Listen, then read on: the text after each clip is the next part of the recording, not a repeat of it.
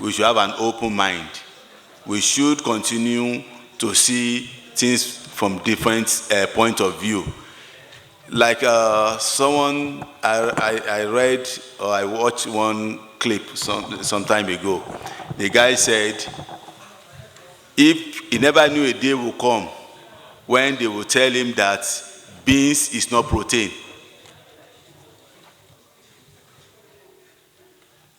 When they were scientists now came and told him that beans contains carbohydrate and this and that, he said he never knew that a day will come that he would be told that beans is no longer protein. And he knew how many beans he had had growing up. Probably it will increase his size, his height. And these are part of the issues that we see, that sometimes we hold deeply some positions. Before I became chairman of this committee, I knew so many things I believed should have been this way or the other way. And today, like I said, I was one of the people who really believe in diaspora voting until we started going to the nitty-gritty of the issue of NIN. And we've had several meetings. We've called them several times. And I knew the issue of NIN is one of the major things we must tackle in this country moving forward. It's even beyond voting. It's beyond our planning. How many numbers are we as Nigerians?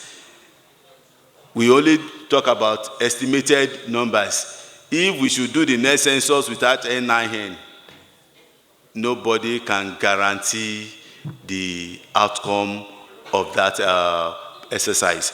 So as we live here today, we should continue to engage all our development partners. We still have different fora to bring different experts in different fields, because it is our discussion at all these meetings that would decide the voting patterns of members, because we must understand some of these things. The committee is only to put up its own report together. We are going to have a session for consideration of the reports. Then there will be the third reading, the third reading of the bill. It is after that third reading that a final position will be taken. The members are just less than maybe 10% of the total number of the members of the House. And we also have the Senate too. So our position is to present your views. So it is very important for us to also engage personally at our different federal constituencies.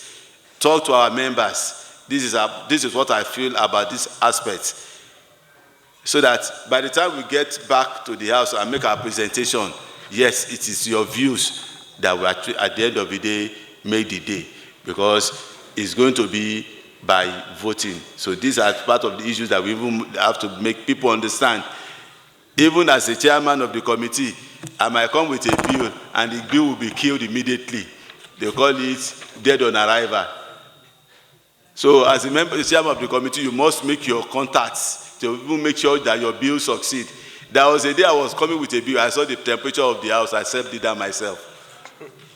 So these are the ways things operate. So we need every one of you to talk to your members in your federal constituencies. These are things that we have proposed, so that at the end of the day, everything that we really want will make it to the third reading. Then the next one will be the presidential assent by Mr. President. I can guarantee you that anything that's got to do with the people, Mr. President will not waste time. Even within the last 2 years, we know how many bills he has passed and he has signed. He has never returned anyone back to us, as long as you have done your due diligence and ensure that Nigerians are happy with what you have done. So once again, I want to thank every one of us for staying up to this time, and I believe all our efforts will be crowned by success within the next, I think the latest in the next 6 weeks or so, we should be through with this exercise. And lastly, some of our provisions here still require amendment of the Constitution. Many of us are talking about concluding the elections before swearing in. that requires Section 285 to be amended in the Constitution. One, we want to even remove that provision away from the Constitution and bring it to the Electoral Act. The provision is 285, and the position, the sessions that got to do with the timeline of the election, and also the electoral, the tribunal, so that once it's in the Electoral Act, it's easier to amend whenever we need to amend it. But the provisions that we made in our own proposal will still require the constitutional amendment, so that we hope it scales through at that level too.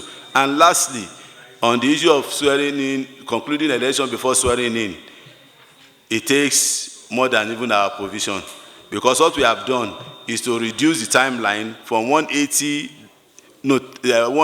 days provided in the Constitution presently to 90 days for the tribunal, 60 days for the appeal, 21 days for the filing of the tribunal, and 14 days for the filing of the appeal. That gives us about 185 days. That means election should be held not later than 185 days to the swearing in. But what about after the Supreme Court?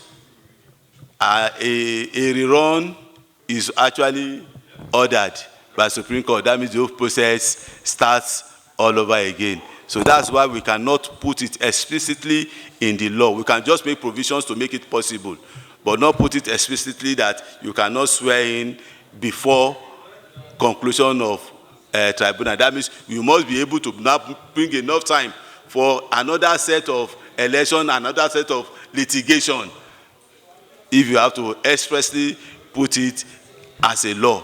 So that, but you make the provisions available. If you're able to conclude within that period, it will be. So since that some of the areas we'll continue to think about, so that we can have a very near perfect electoral act at the end of the day. So once again, thank you, ladies and gentlemen, for coming.